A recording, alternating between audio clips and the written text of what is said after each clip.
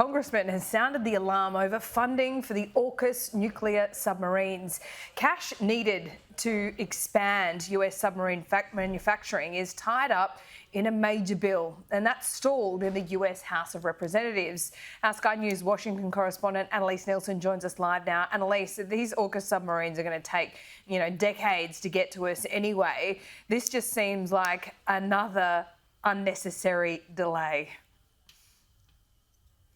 And look, that's the concern of Joe Courtney, is that if these delays mount up in the early days, it's just going to extrapolate out more significantly as the decades go by, because this is the timeline we're looking at. But this is quite a critical moment.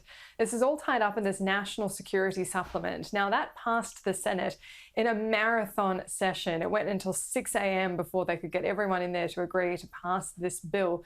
But it's now been sent to the House, and the Speaker isn't budging on this. He's not putting it to the floor for a vote because he says there's not enough in there to guarantee security at the US-Mexico border, where there have been record numbers of people crossing over, many illegally. And this is the concern of Republicans in the House. But in the meantime, what's being held in the balance is Ukraine funding, is funding for Israel, and indeed for AUKUS. Much more has to be done, of course, to secure the border. And what the Senate produced this week is silent on that issue. Senator McConnell and I have spoken about this in frank sessions, and let me be clear here again this morning. The Republican-led House will not be jammed or forced into passing a foreign aid bill that was opposed by most Republican senators and does nothing to secure our own border. So what we're talking about here is this $3.3 billion that's needed to be approved through US Congress to expand domestic submarine production in the United States. Why this is significant is because Australia has already said we will put forward the same amount of money, that's around 5 billion Australian dollars, to also expand the US submarine manufacturing base. This is important for Joe Courtney, the congressman from Connecticut, because he has the largest facility in his state for what is going to be impacted by this AUKUS production. And so he's made this speech in Congress, which was quite pointed.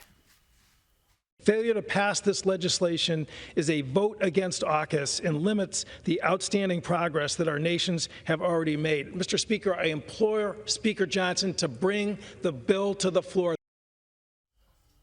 Laura, to your earlier point of how long the AUKUS submarines are going to take, yes, this is a long amount of time. When he was speaking to Pete Stefanovic earlier this morning, he was answering those questions about what this does mean for AUKUS, and he said that this is very important.